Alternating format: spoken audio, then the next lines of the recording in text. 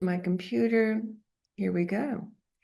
Hello, I'm Peggy Deamer of the Architecture Lobby.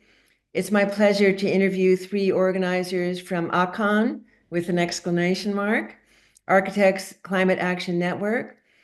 ACON brings together international individuals and organizations to achieve three goals for the built environment: immediate decarbonization, ecological regeneration, and cultural transformation. I was honored to speak at a workshop that ACON organized last fall in Rotterdam, where I saw how vital their organization had become in the European context in particular. Welcome, Jasmine Montina, organizing in the Netherlands, Tom Bennett, the original UK founder, and Armelle Breuil, international coordinator, plus the ACON Norway founder. It's a pleasure to be here with you and to learn more of your story. I'm going to run through 3 or 4 questions, some of which are personal, others which are organizational. So let me know if you want to diverge, but otherwise I'll go ahead. So anyway, how did each of you individually come to recognize that you needed to take action to change the industry? I don't know who one takes that first, but go ahead.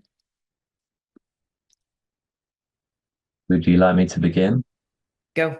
Uh, yeah, so I think on some level, for me personally, I'd always recognized that change was needed in the industry, right from the early days as a student studying architecture.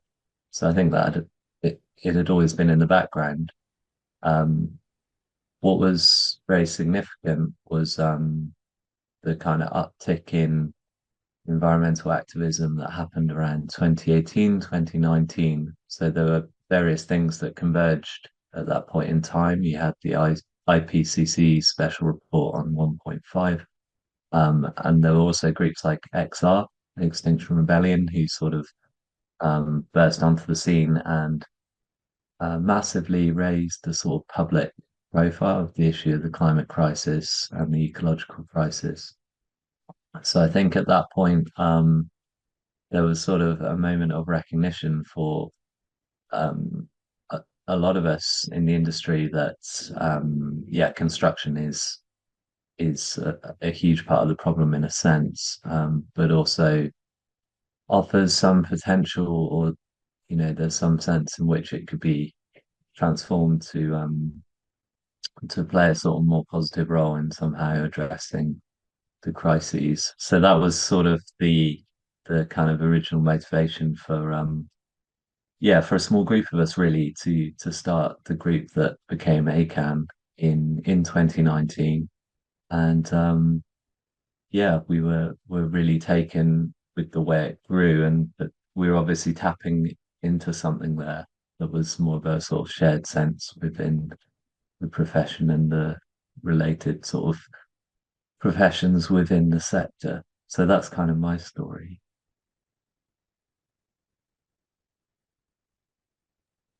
Armelle, do you want to go or? Yeah, sure. Yeah, I think for me, it took time to understand the changes needed in the industry because maybe like many people, I joined architecture to change the world and be part of, doing good things to humanity. So I think it took me the first internship. That was a long internship. That was a year and a half internship, where I understood on a housing project that I was part of that we were not necessarily creating housing or places, but more commodities. And also the environment around us wasn't problematic because we would just eat on the sea. So it wasn't taking care of anything around.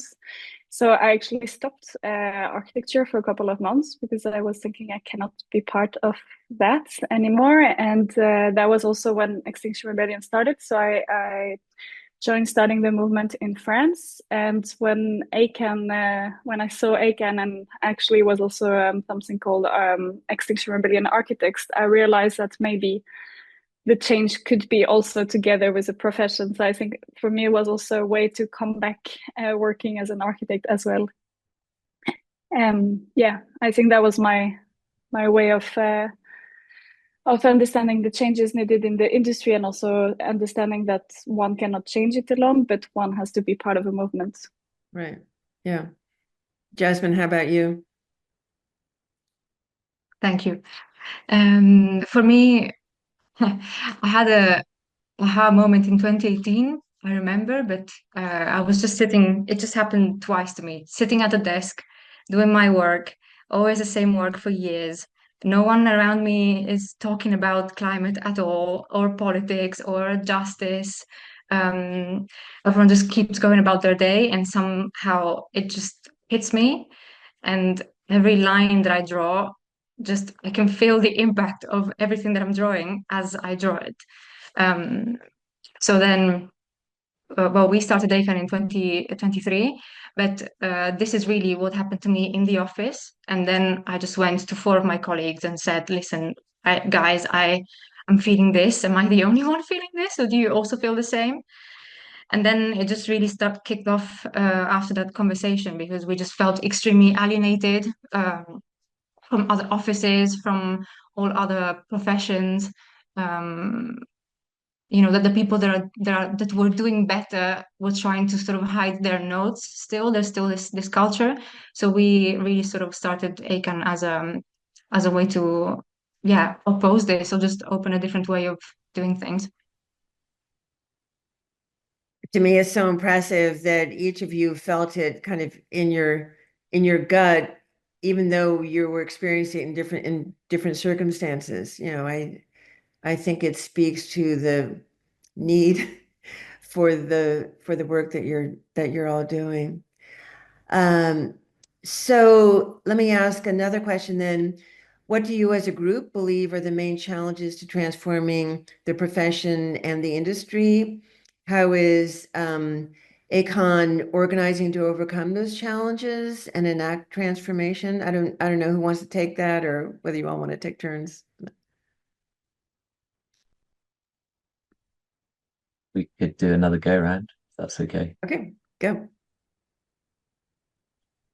Yeah, well, I suppose we all recognise that the construction sector is a massive sort of part of the problem in a way. It's there are different statistics depending on how you look at it exactly, but in the UK, it's reckoned that the sector contributes about 40% or so of national emissions if you sort of take into account the operation and also construction of new buildings.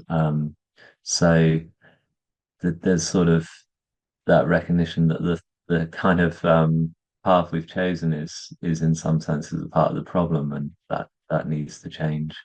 So ACAN kind of has these three aims: sort of decarbonisation, ecological regeneration, and cultural transformation.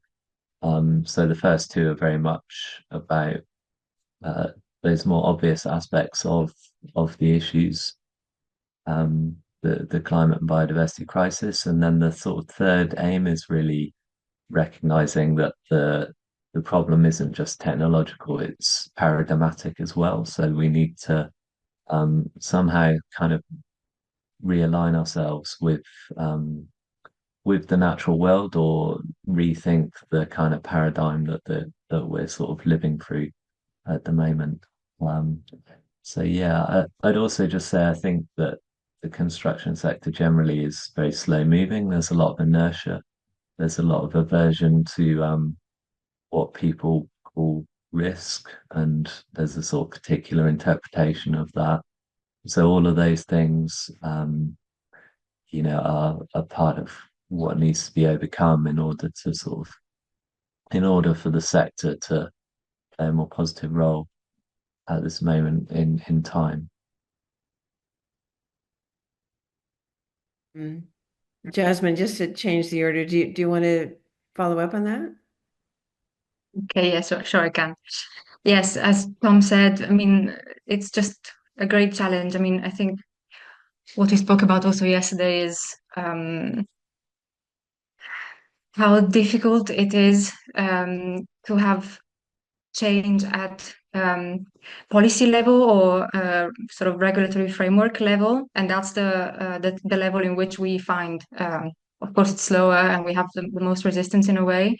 Um, so that is definitely part of the challenge. But how I think ACAN is sort of trying to enact a change there is um, we have such a broad sort of way of doing campaigns. So some are really sort of knowledge sharing, some are more on the streets, some are more lobbying. So we really have like a plethora actually of tactics, and that's really the beauty of it. It's not just sort of a one-way system.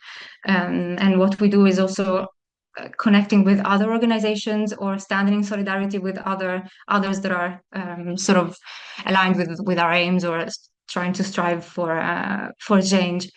Um, that's what I want to say. Yeah. Armelle, why don't you go ahead too? Yeah, I think I can wrap it up with maybe saying that also another challenge we have is that like that's maybe my international role that is speaking as well, but it's some of the issues are similar in several countries. Like for example, when we started the chapter in Norway, it was really understandable that some of the rules here are way more difficult and bad for the environment compared to Sweden. And so then there is not the excuse of like our climate is different that is often used in Norway, because actually it's the same in Sweden. So I think our network has also a big challenge in the profession is this kind of use of national regulation, European regulation, international regulation. And by being this international network, we're making it also something powerful, because we can exchange knowledge, realize that sometimes, a climate might be more similar in another country that has a very different regulation or different structural issues. So I think how we organize is also outside of borders, with acknowledging that these borders exist to some extent. Right. And it's very powerful, like in Europe, we're very obsessed with natural materials now, and it's something right now that is reserved for the elites. While in groups we have in Republic Democratic of Congo, they're actually struggling to make it accessible to the middle class, because it became the material of the poor. So I think it's also a very, very powerful thing that ACAN is international. Can I ask a question? In the US context, we too are very interested in making sure that architects and designers are in collaboration with constructors and the construction industry.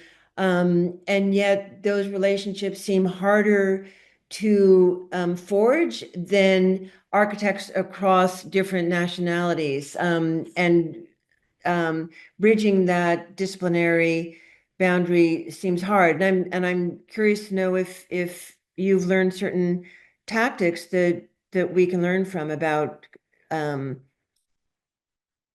making sure that the construction industry and architects are speaking the same language around climate justice.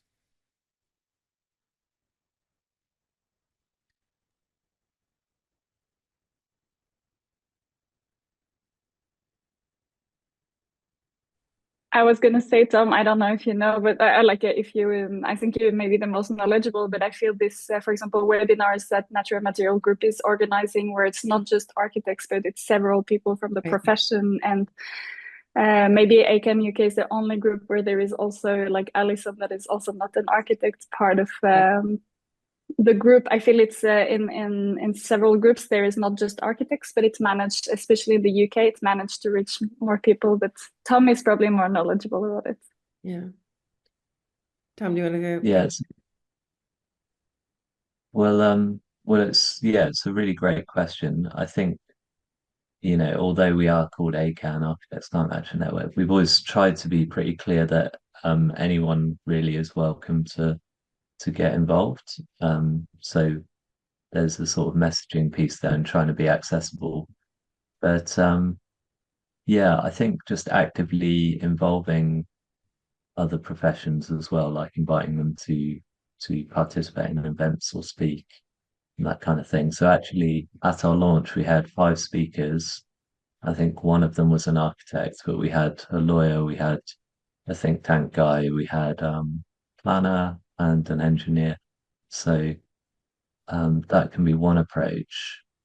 But I think, as Armelle was saying, if you organize events that are actually of interest to different types of people, so that whether that's kind of suppliers or contractors or people who are involved in financing projects, then that can be quite interesting in terms of sort of bringing together people across the industry, and as you say, not just kind of remaining in the silo of one profession. Yeah. Yeah. The Green New Deal of the architecture lobby has um, merged with the alternative building industries. And the alternative building industries, I think, is very much um, shaped in the way that you were talking about ACAN, which is it's engineers, it's planners, it's lawyers, and all of those things. And I think that's the start of trying to get the construction industry in there, although we actually haven't managed that particular thing, which is why I'm curious. But anyway, um, so Could um, I, so no, go, yeah, Peggy, could I just add or sort of reinforce one thing on how we're organizing? And yeah. you can cut it out if you feel it's not relevant. No, I'm sure it is. Um, yeah, just in terms of how ACAN organizes, I feel we learnt a lot, or we draw on quite a sort of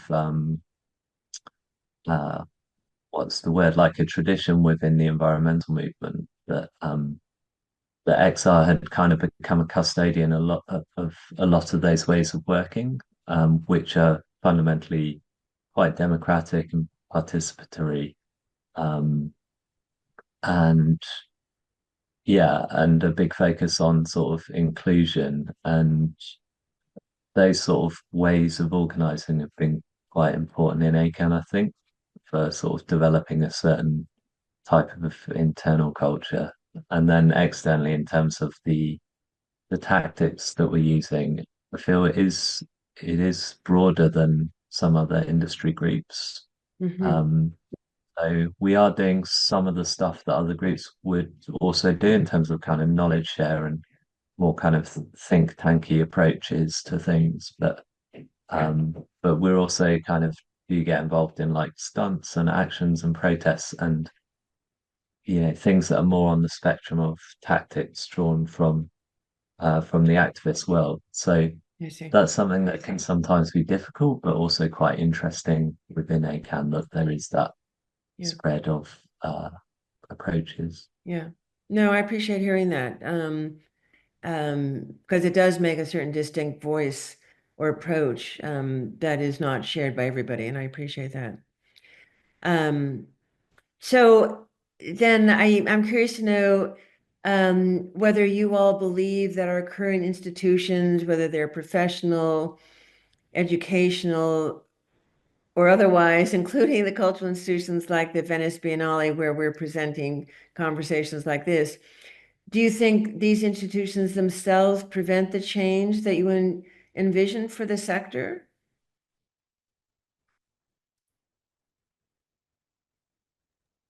I think we discussed yesterday that maybe it's not a conscious choice, at least for like the climate part of it, but it still does somehow, like as being part of the status quo.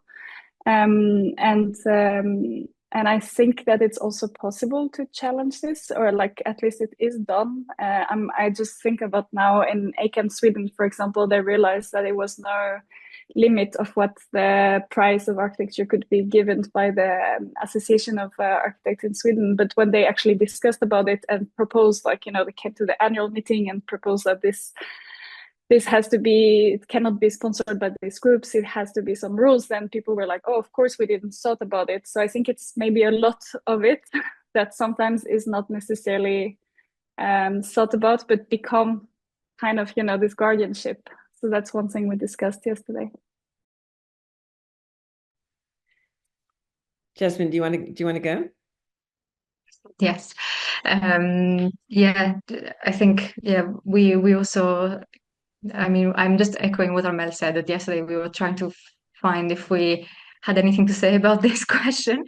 But in the end, I think that um, events such as the Biennale or any sort of cultural institutions that does these exhibitions, symposiums, even academia at times, so all these really sort of pompous universities, they do have programs or exhibitions and manifestos where they contain these really big words such as regenerative, liberation, decolonization, right? But what I struggle with, at least, is how do you follow up on that? So for me, it's fine. I mean, it's great that we actually have these institutions sort of like bringing on at least a conversation. But what is actually implemented then or followed up in policy or in practice, there's a huge gap there. Yeah. Um, still. And I see this in in universities. I think Armelle already touched on it, but um, I had an event last month at the Technical University of Delft, which is meant to be one of the sort of highest ranking universities in Europe. And I see that the curriculum is not changing. The way that students are assessed is not changing. What students are learning is just so um, different from what they're going to go into when they step into practice. Um, so yeah, it's amazing that we have these institutions with money, with means to bring on the discourse, but we need more work done on the ground in a sense. Yeah, I agree. Tom, do you want to add to this? Yeah, I suppose I feel that, as with the sector in general, there's a lot of inertia within institutions, as Jasmine and Armel have highlighted. I do think the institutions themselves can be sort of sites of struggle. So there's been, kind of entryism or people that are trying to transform those institutions. And like the Reba in the UK is an interesting case in point where a lot of people have spent time and energy to join that institution and try and change its policies and the things that it's doing. But I suppose with ACAN, our focus is also on organizing outside of institutions, which changes the kind of context and environment that they're operating in. Um, so yeah, I think there's sort of something interesting there, and really things need to be happening on all of these fronts, I suppose. It's interesting because I personally think that the institutions need to change radically. But listening to you, I also kind of realize that the institutions give us a target, in some way. Their existence gives a certain framework for how one thinks about implementing change. So it's both the targeting stuff and the things that are outside of those institutions that I feel like I'm learning to consider those kind of multiple attacks.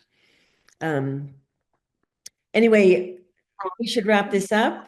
But if you each have one more sentence or something to say that you didn't get a chance to say it now. I don't know if it's relevant, but I mean, it's connected to the last point, but I don't know if you want to make use of it I or know, not in the interview. I know. Go. Um, touching on the Biennale in Venice as well. I mean, it's been a few years now that the focus has been very much on climate, but still, I mean, and this attaches to what we were just talking about. It still brings thousands and thousands of people to Venice. That is a very delicate ecosystem um, that has a lot of struggles in itself, as how the city is constructed, how many tourists it can have, it can host.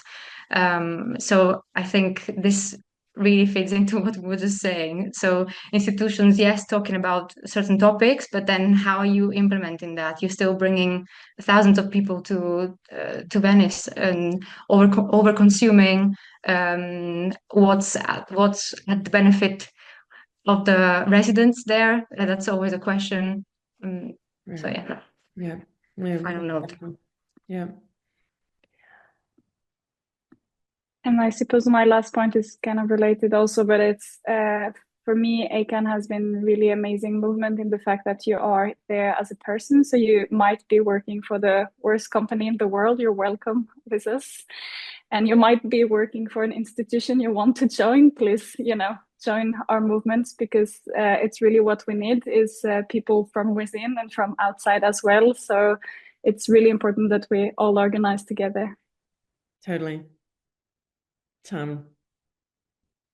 Yeah, my final thought, I'd maybe just borrow the words of another ACAN co-founder, Lauren Shovels, who's once said that ACAN needs to be everything that's not already happening. Um, so yeah, I thought that was a nice way of encapsulating it. I really appreciate hearing that. We should wrap up. I so appreciate your taking the time. I really appreciate the work that ACON is doing. I think you might know that we're trying to actually get activist organizations to Venice at the same time so that we can meet in person and continue this conversation and do this. So this is maybe my way of saying thank you, and I hope I see you actually soon, because that would be a positive result for conversations like this. So thank you very much.